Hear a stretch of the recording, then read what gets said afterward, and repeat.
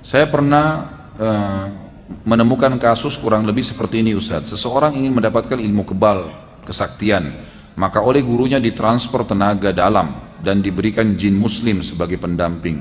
Lalu untuk mempertahankan kesaktiannya, guru tersebut menginformasikan bahwasanya dia harus sholat 5 waktu, puasa sunnah Senin Kamis tidak boleh tinggal, dan ibadah-ibadah lainnya. Sang guru mengklaim bahwasanya ilmu putih lawan dari ilmu hitam. Pertanyaan, apakah ini masuk dalam ilmu sihir?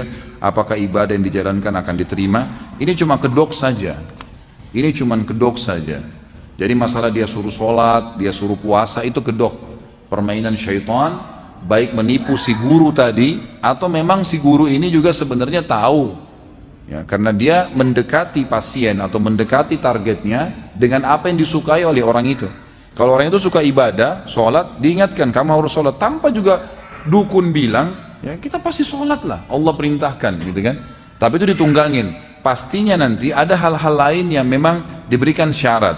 Mungkin minimal yang paling sering standar itu pasti diberikan tulisan-tulisan, diberikan sesuatu yang disuruh simpan di dompet tadi, ya, disuruh mengamalkan. Seperti misal ada salah satu, tadi yang saya kasih nomornya Ustadz Sahal mengatakan, saya pernah, dia bilang, Ustadz datang ke Jawa Tengah di satu pesantren, dan di pesantren itu terdiri dari ratusan murid.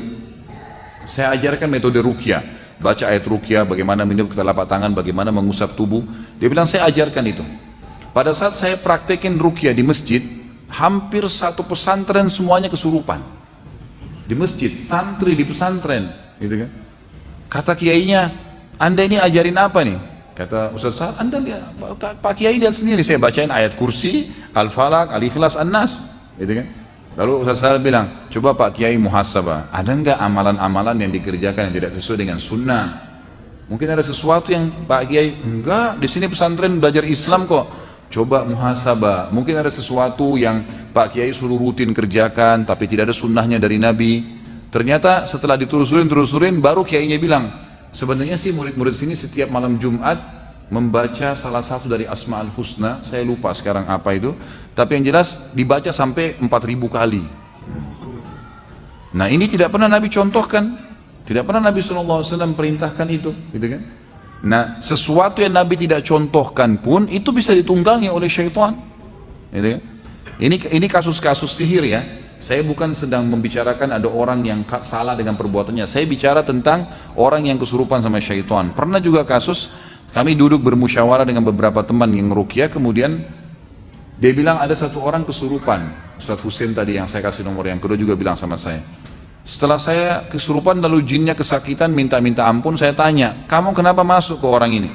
Dia bilang orang ini setiap hari manggil saya 1000 kali. Memang kenapa? Apa yang orang ini bilang? Orang ini selalu bilang, ya Jabbar, ya Jabbar, ya Jabbar. Ya Jabbar ini sifatnya Allah ya, yang Maha Perkasa. Tapi dibaca 1000 kali per hari. Pernah nggak Nabi ajarin? Nggak pernah. Kata jin, ini pengakuan jinnya. Jinnya bilang apa? Nama saya Abdul Jabbar, saya masuk ke badan dia.